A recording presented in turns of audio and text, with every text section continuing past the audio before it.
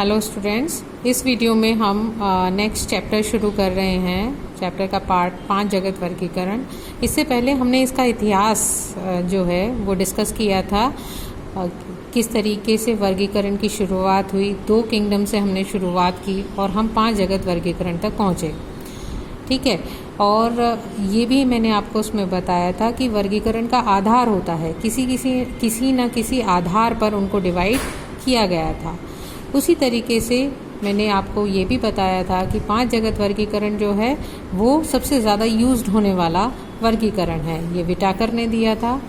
क्यों यूज्ड होने वाला है? क्योंकि इसमें ज़्यादातर जो वर्गीकरण के जो आधार हैं वो बहुत गहरे तरीके से लिए गए थे। जब हम वर्गीकरण बहुत कई स्तर पर करते हैं तो चीज़ें जो हैं वो बहुत ज़्यादा सेपरेट हो जाती हैं, अलग अलग हो जाती हैं। ठीक है, इसी तरीके से अगर मैं यहाँ पर बात करूँ 5 जगत वर्गीकरण के क्राइटेरिया की कि किस आधार पर ये वर्गीकरण किया गया था, उसमें से कुछ प्रकार मैंने यहाँ पर लिखे हैं। जैसे कोशिका का प्रकार। कोशिका का प्रकार किस तरीके का है, मतलब पुराना है, नया है, जो उसमें सारे सेल ऑर्गेनल्स यानी कोशिका अंग हैं वो किस प्रकार के हैं, इस आधार पर उनको विभाजित किया गया। केंद्रक है या नहीं है, उस आधार पर उनको अलग अलग किया गया। कोशिका कला जो है वो है या नहीं है, या है तो फिर किस चीज़ की मिलकर बनी है। कुछ कोशिका कला पेप्टाइडोग्लाइकेन की हैं तो उन्हें अलग ग्रुप में रखा गया, कुछ सेलुलोज की हैं तो उन्हें अलग ग्रुप में रखा गया।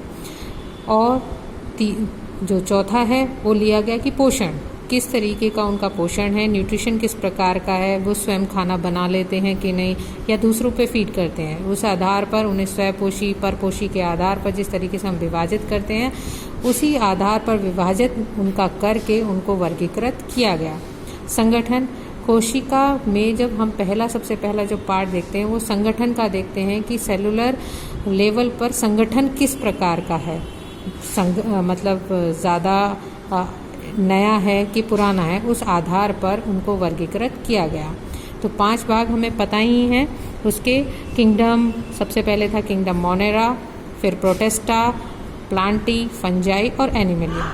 इसको अगर हम उसको एक डायग्रामेटिक रूप में देखें तो हम उसको इस तरीके से दिखा सकते हैं। ये बहुत सिंप्लीफाई करके डायग्राम बनाया गया है, इसमें सारे क्राइटेरिया भी लिए गए हैं।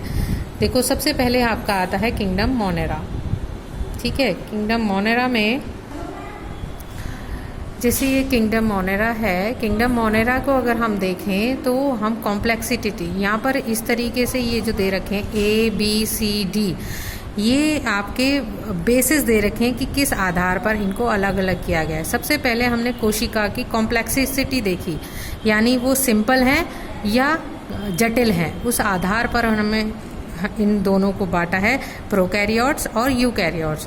तो जो प्रोकैरियोट्स वाले यानी सिंपल हैं, प्रिमिटिव टाइप के हैं, उन्हें हमने किंगडम मोनेरा में रख दिया।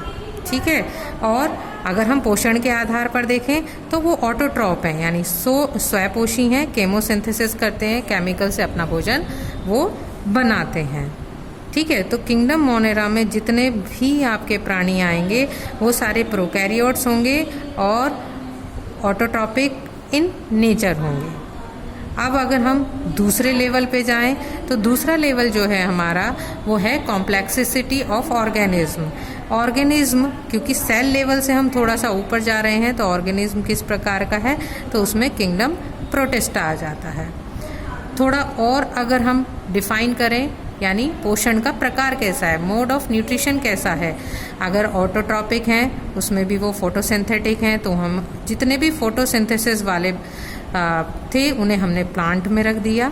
ठीक है, अगर हिटोट्रॉपिक हैं और एब्जॉर्प्शन करते हैं यानी अशोषण करते हैं तो उन्हें हमने फंजाई में रख दिया और उन्हें एक अलग ग्रुप दे दिया।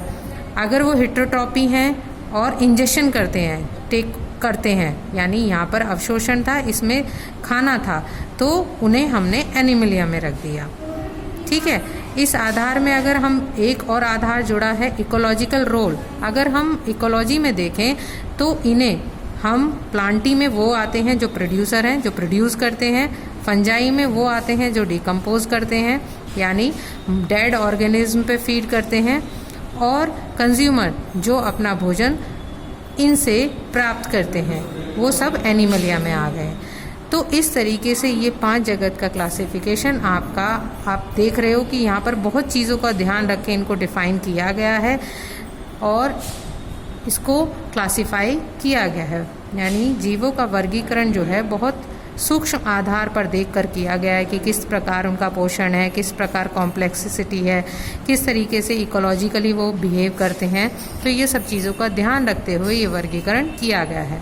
आप इस सब को ड्रॉ कर लेंगे। ड्रॉ करने के बाद इसके नोट्स आप इंडिविजुअली बना लेंगे।